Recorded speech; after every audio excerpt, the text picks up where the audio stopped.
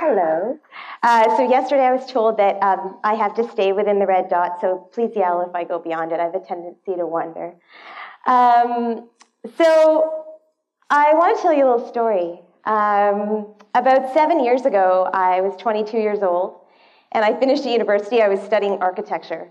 And I finished university and I had two choices, not unlike many of you in the crowd do. Two ways to become an expert. Choice number one was to go back into academics and think about architecture for a really long time. Choice number two was to go into practice and work for someone else and think about what they thought about architecture for a really long time. And none of those appealed to me. I was, mulling over what I learned in the practice of learning to be an architect, learning to be a designer, and this process that we learn is amazingly dynamic. It can be applied to many things, and I started to think to myself, well, all this stuff I see in the news about poverty, about economics, about the degradation of the environment, maybe if we use the design process to address some of those complex issues, maybe we could come up with some different looking solutions. So I looked out to my peer group, who were these guys. The average age of an architect is over 50 years old. I'm surveying the landscape, just like desperate for an innovative space where I could live. And unfortunately, it didn't exist. So I started coming up with this idea, right? I was like, oh, well, maybe I can create that space. But I didn't know exactly what it was going to look like. I knew I was going to start a studio of some sort, but I wasn't sure what it was going to do. I knew one thing. I knew that I felt that architecture was a human right, that we have a right to food, water, and shelter, and that architecture and shelter sort of felt like the same thing, because I would always tell people like, oh, I just finished at McGill and I studied architecture, and they would go, oh my God, that's so great, I know nothing about architecture, and then proceed to tell me about their house, their workplace, and all the spaces they move between over the course of a day. I also wanted my studio to be a place where people were free. I wanted it to be a place where people were creative, where they could be their best selves, where play could be used as an active tool for change. I was surveying, again, the landscape and looking at political think tanks. And political think tanks put out white papers. They talk about these complex problems and they produce white papers. And so what I wanted to create was this design think tank, a design think tank where we would address those same complex problems, but instead of creating a white paper, we would create a creative output, a design. And I had 3 ideas of what we could possibly do. So idea number 1 was that we would do this international exhibition. And the exhibition would be called What Has Architecture Done For You Lately? And it would feature the language that architects use to speak about the built environment, and the language that the public uses to speak about the built environment. And then it would bring those together into a common language where we could actually have a great global vernacular that was one language. There was one language that let us have an equitable conversation. So that was idea 1. Idea number 2 is that we would get design thinking and architectural education into every high school classroom across this country. I just thought that when I was a teenager, if I had had these tools that I had on the other side of university, that maybe it would have made my life a little easier. Maybe I could have solved problems in a way that was a little more smooth. My third idea was that I wanted kids to build buildings. I really, really did. I was looking at this peer group in architectural magazines, the one I just showed you, and all I wanted to see was a teenager in those magazines. I wanted to see a teenager get a commission for a major university, for a museum, for some really, really important public institution that's going to determine the future of our built environment, because they're the future stewards. So I had moved back home after university, like many people might do, and I was thinking that Toronto would be the place where I would live. So I got an issue of Toronto Life that said, the people who rule this town, and I got the issues of the Globe and Mail that had all the important people in the city, and I just sort of took down their names and their phone numbers, looked up their phone numbers and got their email addresses, and I called them and I emailed them and I said, hi, my name's Zahra and I have these 3 ideas and I'm starting this design think tank and I'm going to do really great things to change the world with design. And my enthusiasm for some people was really contagious. They were like, Zahra, we're really excited as well about what you're going to do. We don't totally get it and we can't really hire you, but keep in touch. The other people said, Zahra, I'm not following. I don't really get what this applied design thinking is. I don't even really get, I don't really understand how to work with you, and sort of good luck with that. And that's fine. That's totally fine. So the story I want to tell you, the story I want to start with, is the story of my first paying client. Oh, this is the environment I wanted to create, sorry. This guy. This guy was my first paying client. People think I'm exaggerating when I show this slide, but I'm not. It's because of this room and this kid and all the things that happened in that room that my studio, called archiTEXT, got its first paycheck. So after all my cold calls, someone at City Hall had said, there's this girl, she's some kind of creative, and she wants to do stuff with kids and art. And someone had heard that, and there was a department within city government that was closing its doors, and they had $30,000 left to do a project. So I got a phone call. They said, hey, Zahra, we don't know you too well, but we've heard that you're looking for some work, and we're closing this department of the city of Toronto within the culture department, and we have $30,000 to do a public art project in an orphan space, which is a space between buildings, in a priority neighborhood. Now, for those of you who don't know what a priority neighborhood is, it is one of the 13 neighborhoods in Toronto that are considered at risk or marginalized. So when you're a new entrepreneur with no other projects, and someone offers you $30,000, you say yes as quick as you can, and I did. And I took on the project, and they said it was located in a neighborhood called Kingston Galloway Orton Park, which is in East Scarborough, which was 45 minutes from where I was living downtown.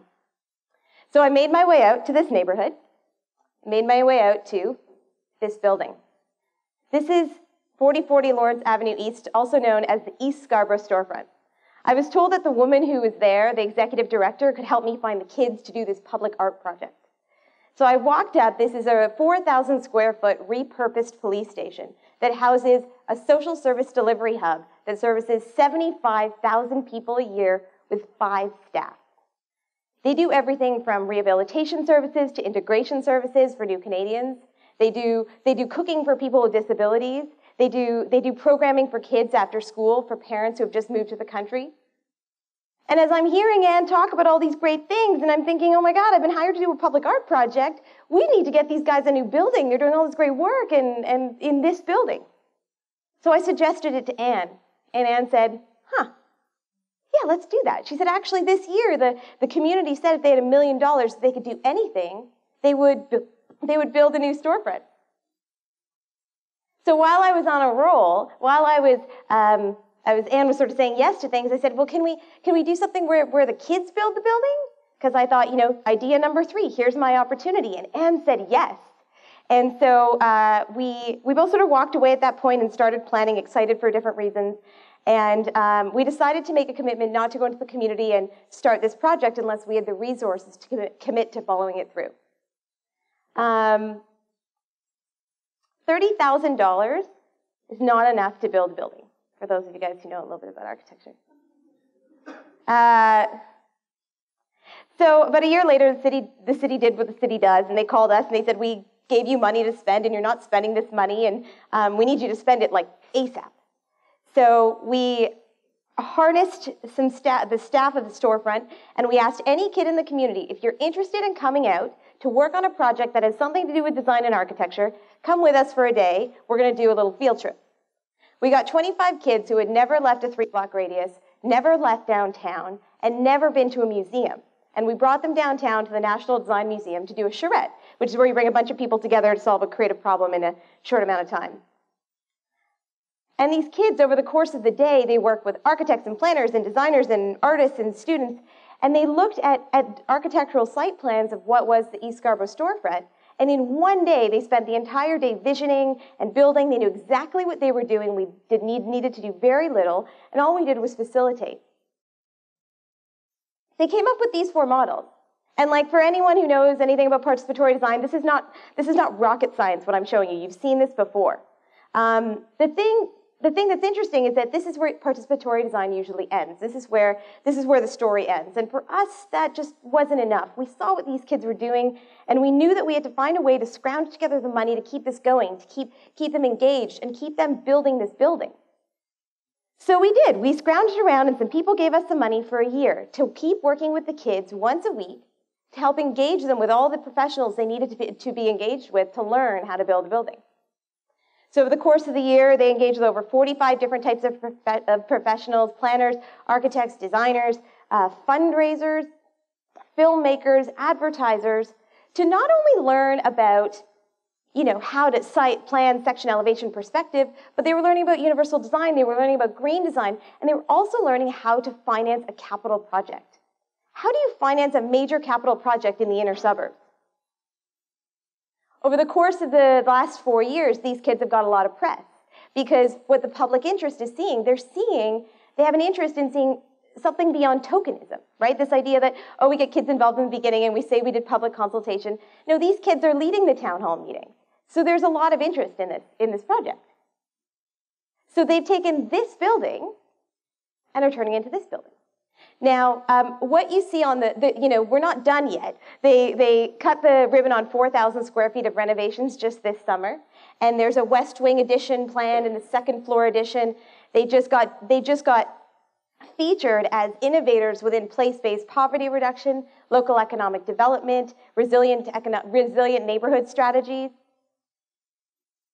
And what originally was planned to be just that building, the 4040 storefront, is now a project that encompasses the entire table of land. And beyond that, just this fall, they were announced as part of the internationally recognized Tower Neighborhood Renewal Project, which is looking at how we're building communities at the base of the towers that are housing vertical poverty and littering our skyline. And they're the only case study in the country that's actually doing it. The kids also just filed a patent this fall for an innovation in green design that they learned from their mentors just on a Thursday night. They learned about bioswales, and they didn't want to put it on the ground because they wanted a sports pad. So they asked, can we put it in the sky? And can we call it a skyoswale? Google skyoswale. You'll see the patent in a few months. They've turned $30,000 into $2.2 million themselves. And it's a really, really good story, right? It's a good story.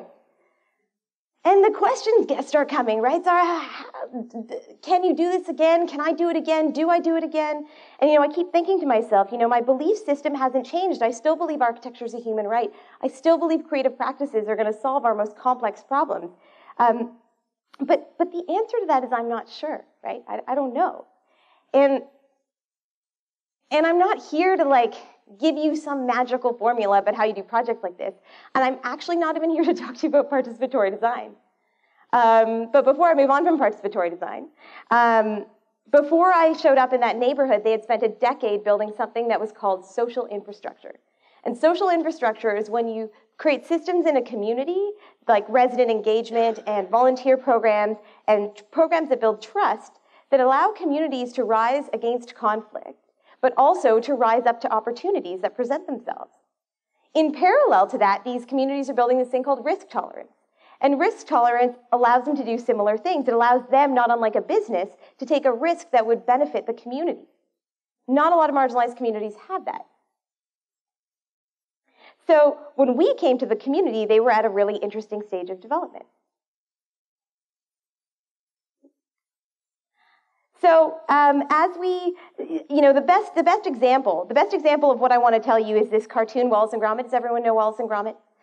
And there's this episode of Wallace and Gromit where Gromit walks into, I'm going to act it out for you, where Gromit walks into the apartment and there's a robber taking all their stuff, and the robber sees Gromit walk in, and he has a toy train that goes all the way to the window so he can make a quick getaway. So the robber grabs the loot, jumps on the train, starts shooting towards the window. And Gromit, industrious as he is, sees another toy train sitting around and a box of tracks. So Gromit grabs the tracks and he starts chasing the robber, laying down the tracks one at a time. And eventually they get to the end and they bump into something and he catches them in a bottle and it's like, boop, and then it's the end of the sequence. And this is the thing, right? People tell me this is a standard thinking. You put down the tracks, use those same tracks. You're getting really good at putting down tracks. But the thing they forget is that bucket, the train for us that we got into was social infrastructure. And the tracks was the learning and the knowledge exchange that we were getting from the community. And so, we all do this, right? Like we do this in our jobs, we do this at school. You guys do this at school all the time. We do this in projects. We work and we work and we work and we just hope that one day we'll be legit, right? We hope that one day we'll be experts and that someone's going to invite us to the table as the expert. And then we get to the table, and we're sitting there as the expert, and you suffer, I suffer, and it's a widely researched sort of phenomenon that whether you're 6 or 66, you suffer this thing from the imposter syndrome, which is you're sitting at the table, and I'm sitting there, and they're saying, so Zahra, how do you do it, expert? And I go, I don't know. And that's a bad thing. And I think that's the experience trap. I think that we covet this experience key, right? We covet the expert key.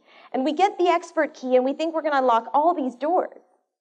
And then we go to try all the doors with this shiny gold key, and we realize that we were way better off when we didn't have a key, when we had a rusty key or a stick, and we were forced to be creative to get into spaces. And, I daydream of the audacity of myself 5 years ago, going into a community suggesting we'll do a $5 million project on $30,000.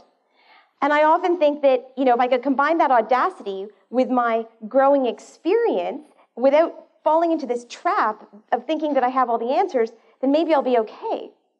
Because if 1 + 1 = 2, then I'm the expert, and that's kind of boring. And the place that I'm more interested in is question plus question equals exciting idea. Rolls right off the tongue. And so, as people ask me, they say, okay, so Zahra, you got to document this stuff, right? This is participatory design for Canada's really interesting stuff. And so I'm like, okay, how I did it. I'm going to tell everyone how I did it. Not that interesting. I just told you how I did it. Do you feel enabled? You don't have to answer that. What I should be telling you is how I learned to do it, right? It's the teach a man to fish thing. But we forget. We forget when we're addressing complex problems that instead of showing the shiny glory story, we need to show how we learned it. How did I learn as a designer to work in an inner suburb with a social service delivery director? And if I can go back to this place where I was embracing not having the answers, then maybe I'll be okay. Because right now, I've built a tree fort. And it's really beautiful, and everyone loves it, and they want to come see it, and they're really excited, and I want to show off all the parts that we developed. But when I show it to new communities, those communities might want to build a spaceship. And I want to build a spaceship with them. And I want to be able to be nimble enough to do that. So I am left with 2 choices. Choice number 1, 1 + 1 = expert.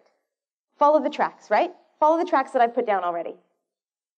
Choice number 2 is go back to the place where I didn't know the answers.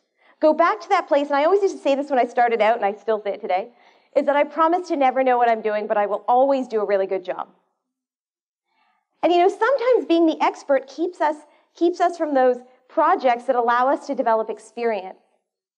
And sometimes I think that it was precisely that. It was 5 years ago when I was sitting at that table without the knowledge and without the expertise that prompted me to suggest what at the time seemed like the impossible. Thank you.